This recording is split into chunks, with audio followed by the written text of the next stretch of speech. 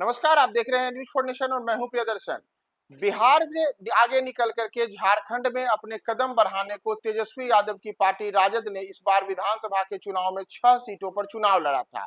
और झारखंड में जो आज चुनाव परिणाम आ रहे हैं, परिणामों में भी तेजस्वी यादव की मेहनत का नतीजा सामने दिख रहा है। और नतीजा है कि 6 में से 3 सीटों पर राजद कैंडिडेट्स बढ़त बनाए हुए हैं।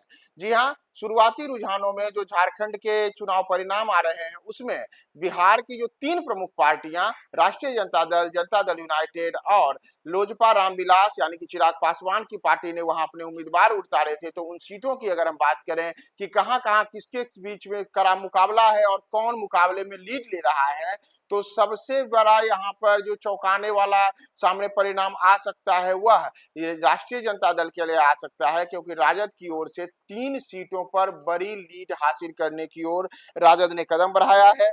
दरअसल हम आपको बारी-बारी से बताते हैं कि इस बार जो राष्ट्रीय जनता दल ने 6 सीटों पर चुनाव लड़ा था उसमें 3 सीटों पर राजद आगे है, जबकि जनता दल यूनाइटेड ने जिस एक सीट जमशेदपुर पश्चिम से सरयू राय को उतारा था वो वहां से आगे चल रहे हैं, जबकि दूसरी सीट पर जनता दल यूनाइटेड के प्रत्याशी पीछे चल रहे हैं।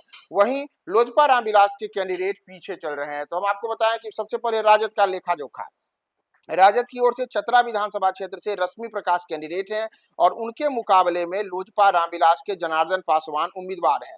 तो चतरा में बिहार के 2 प्रमुख सियासतदान तेजस्वी यादव और चिराग पासवान, इन दोनों के कैंडिडेट के बीच में आमने सामने का मुकाबला है। और इस मुकाबले में जो शुरुआती रुझान है उसमें राजद की रश्मि प्रकाश ने यहाँ बढ़त हासिल की है। रश्मि प्रकाश 4,541 वोट ला करके नंबर 1 पर हैं, जबकि लोजपा रामविलास के जनार्दन पासवान को केवल 3,563 वोट आया है। तो ऐसे में चतरा विधानसभा क्षेत्र में चिराग पासवान के लिए आप कह सकते हैं कि झटका लगा है, जबकि राजद के लिए यहाँ पे उत्साहजनक स्थिति है।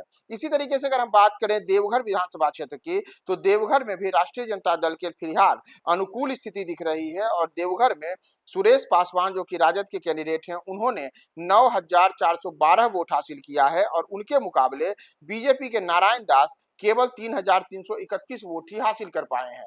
तो शुरुआती रुझानों में देवघर विधानसभा क्षेत्र में भी राजद के कैंडिडेट ने बड़ी बढ़त हासिल की है। बाबा बैद्यनाथ की नगरी में राजद का लालटेन जले, इसे लेकर के तेजस्वी यादव ने वहां जमकर प्रचार भी किया था और बैद्यनाथ धाम मंदिर जाकर के भगवान का आशीर्वाद भी लिया था। अब देखना है कि आज आशीर्वाद किसे मिलता है। फिलहाल रुझानों में तो राजद कैंडिडेट आगे हैं।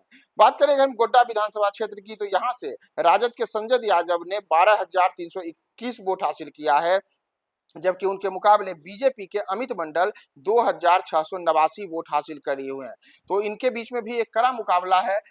मुकाबले की उम्मीद की जा रही थी, लेकिन मुकाबले के शुरुआती जो रुझान है अब उन रुझानों में राजद ने बड़ी बढ़त हासिल की है। और इसी तरीके से अगर हम बात करें जनता दल यूनाइटेड के लिए, तो जदयू ने जिन 2 सीटों पर चुनाव लड़ा था उसमें से जमशेदपुर पश्चिम सीट पर नीतीश कुमार की पार्टी के उम्मीदवार सरयू राय ने बढ़त बनाई है। आपको बताएं कि सरयू राय का जमशेदपुर पश्चिम में काफी दबदबा माना जाता है। पिछले विधानसभा चुनाव में उन्होंने यहां से भारतीय जनता पार्टी के जो वहां उस वक्त कद्दावर नेता हुआ करते थे उन्हें भी निर्दलीय प्रत्याशी के तौर पे चुनाव मैदान में हरा दिया था। लेकिन उसके बाद इस बार उन्होंने जदयू का दामन थामा और सरयू राय इस बार वहां से एनडीए समर्थित उम्मीदवार हैं, वह यहाँ पे एक बड़ी बढ़त हासिल किए हुए हैं। तो झारखंड के जो शुरुआती रुझानों के में आप बात कर सकते हैं, तो उसमें राजद के लिए काफी उत्साहजनक स्थिति है। 6 में से 3 सीटों पर राजद के प्रत्याशी आगे चल रहे हैं। नीतीश कुमार के लिए भी फिलहाल निराशाजनक स्थिति नहीं है और वह भी 50-50 के गेम में है, यानी कि 1 सीट पर उनके कैंडिडेट आगे हैं, 1 सीट पर पीछे हैं। लेकिन सबसे बड़ा झटका चिराग पासवान को लगा है। जो चिराग पासवान झारखंड में अपनी दल को लेकर के बड़ी-बड़ी बातें किया करते थे, रुझानों में उनके दल के कैंडिडेट्स को यहाँ पे झटका लगता हुआ दिख रहा है।